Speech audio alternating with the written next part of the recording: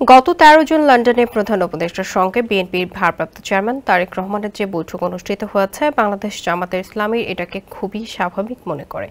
ইতোমধ্যে অন্তর্বর্তী সরকারের প্রধান উপদেষ্টা বিভিন্ন রাজনৈতিক দলের সঙ্গে পৃথকভাবে এবং যৌথভাবে বৈঠক করেছেন। তিনি গত ৬ জুন জাতির উদ্দেশ্যে প্রদত্ত ভাষণে ২০২৬ সালের এপ্রিলের প্রথমার্ধে জাতীয় সংসদ নির্বাচনের রোড ম্যাপ ঘোষণা করেন।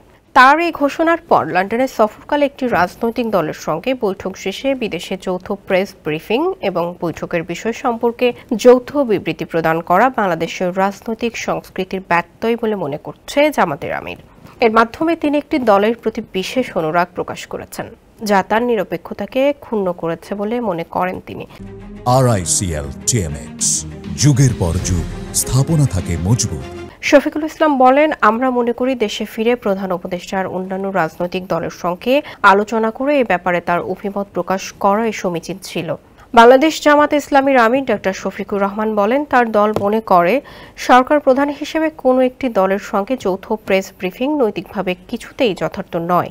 একটি দলের সঙ্গে বৈঠকের পর যৌথ প্রেস ব্রিফিং করায় আগামী নির্বাচন অবাধ, সুষ্ঠু, গ্রহণযোগ্য হওয়ার বিষয়ে জনগণের মধ্যে আশঙ্কা তৈরি হয়েছে। যেখানে বাংলাদেশে অনেকগুলো রাজনৈতিক দল সক্রিয়ভাবে বিদ্যমান, সেখানে শুধু কোনো একটি দলের সঙ্গে আলাপ করে দেশের সামগ্রিক রাজনৈতিক বিষয়ে সিদ্ধান্ত নেওয়া সঠিক বলে বিবেচিত হতে পারে না।